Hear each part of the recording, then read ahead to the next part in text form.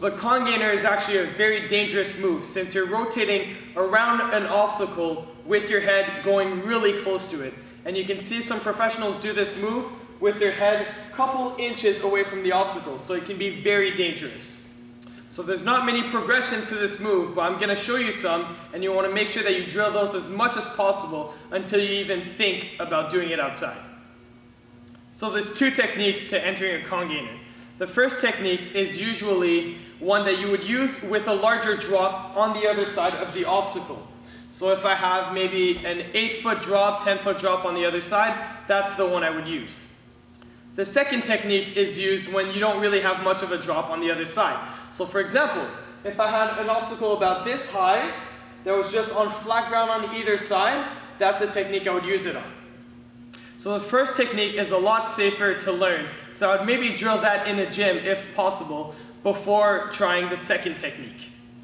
The reason for this is your head is a lot further during the first technique than it is for the second, and I'll show you guys why in a couple of seconds.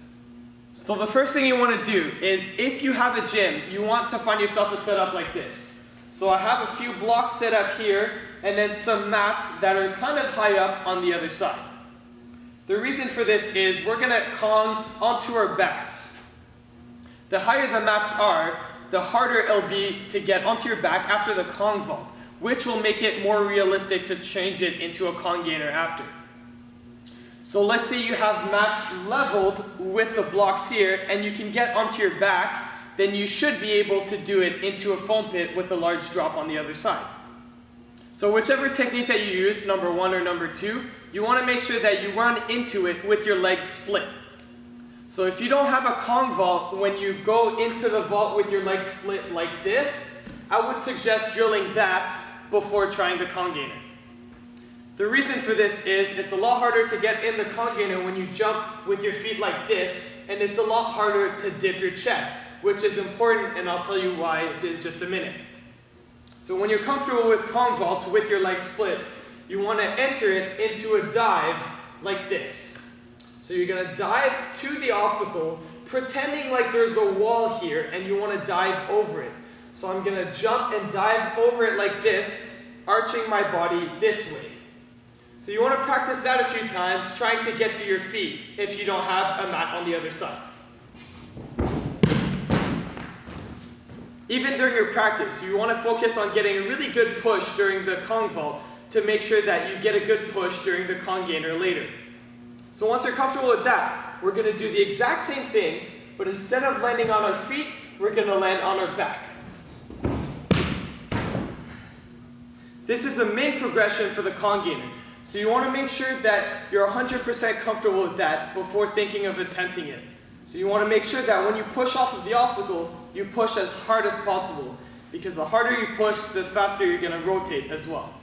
So after you dive and push off of the block, you want to make sure that you bring your knees in as fast as possible. The faster you do this, the faster you're going to flip.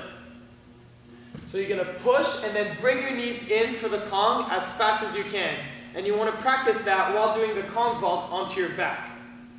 You also want to make sure that after you push off of the obstacle, you're just going to bring your hands to your knees like this to tuck as tight as possible.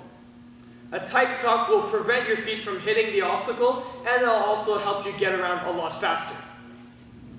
At first, when you're just doing it onto your back, it might feel like you're flipping really slow. It might feel like you're not going to be able to get over the head when you try the actual con gainer. That's a normal feeling to feel at first, so what you want to do is just make sure you drill the progression until you're comfortable. So since we're diving into the obstacle, and we're pushing off when our body's like this, we're actually creating a lot more space between our head and the obstacle. This is not the technique you would use for a con gainer with a high obstacle, because for the high obstacle, you wouldn't be able to get a good dive and then put your hands on top.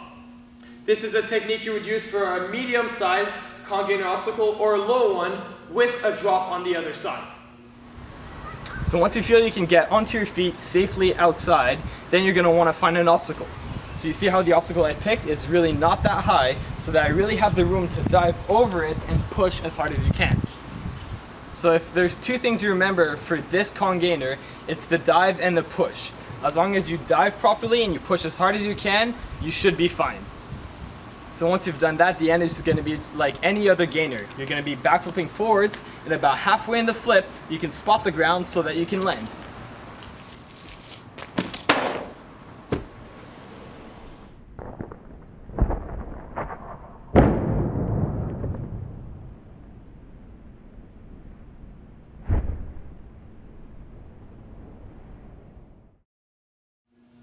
So the second technique can be a lot scary. The reason for this is your head gets a lot closer to the obstacle because we're trying to focus on getting as much height as possible instead of getting distance. So when you're doing a con gainer on even ground with an obstacle in between, you'd want to make sure you focus on height so that you don't try to do the con gainer and shoot straight down into your head. So as you're approaching the obstacle, your legs are going to be split about this far away from the obstacle, and you want to focus on dipping your chest as you're stepping into it. So I'm going to dip my chest about obstacle height over here, and then I'm going to push off of the obstacle. So as you're pushing off, you want to make sure that you push as hard as possible, but you also want to kind of block with your arms. What I mean by that is your arms are going to be in this angle behind to block your forward momentum to turn it into height. So that's what's going to help you get enough height to rotate over the obstacle. So you want to practice that a few times, running towards the obstacle and dipping your chest and then pushing up. So as you're pushing up on the obstacle and block, you're just going to tuck as tight as possible right after you push. You want to make sure that you tuck early too, because if you don't, then your body's going to be open and your feet are going to hit the obstacle. So right after you push, you want to tuck as tight as possible to make sure you flip as fast as possible as well. So as you're stepping into the con gainer, you want to make sure that your feet aren't too close to the obstacle. The closer they are to the obstacle, the more chance you have of hitting the obstacle on your way up with your feet and stopping your rotation. So now you're going to practice all those things at the same time. You're going to dip your chest, block and push with your arms, and then you're just going to do a conch vault onto your back on the mat. During the con gainers, if you're throwing your arms up like this to stop your rotation, that's a really good sign, because that means you have too much momentum and your body wants to go onto your head, but you're stopping yourself by raising your arms. You also want to make sure you're careful in gyms, because if you have blocks like these that are Velcro to the ground, you can't give your 100% power on these unless someone's holding it. So I would suggest getting some of your buddies to hold it on the other side, on each side like this. So when the block is stable, you can actually push as hard as you can, and then you'll have even more height and flip faster during the con gainer. So you want to make sure you do this progression as many times as possible before trying the con gainer, because you want to make sure that you're 100% comfortable with this trick. So let's say you've done this progression 100 times, but you still feel like you're going to land on your head because you don't have enough height on the other side. Then I'll teach you a little cheat you can use to learn it. So this cheat is when you go into the con gainer and then you angle your body this way so that your head doesn't go under your body as much and there's less chances of you landing on your head. Warning, this is only a progression. This is not how your con gainer should look. Your end product should not be a slant con gainer. That is not a proper con gainer. You want to make sure you have a straight con gainer. So if you're doing a con gainer and your body is less than a 45-degree angle, then that is definitely not a con gainer. So you want to make sure that you go straight over your head when you do the final con gainer. So while you're doing the progression of doing the angled con gainer, you want to watch out for the hand on the inside. So for me, I would slant towards my left like this, so I'd watch out for my left hand.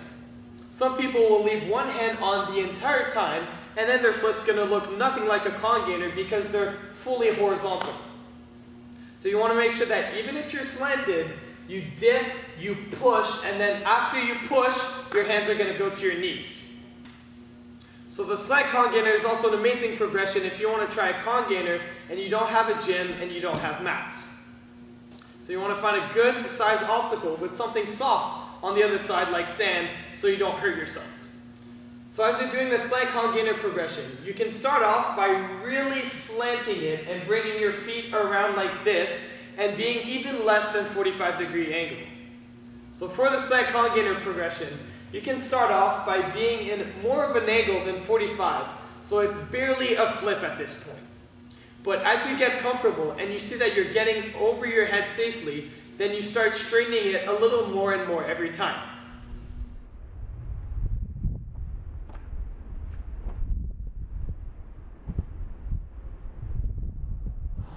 So you can see that in the slight con gainer, I won't actually hit my head on the ledge or on the ground if I bail, because I'm so slanted that my head just goes over the side, and if I fall on the ground, I'm just gonna hit my shoulder.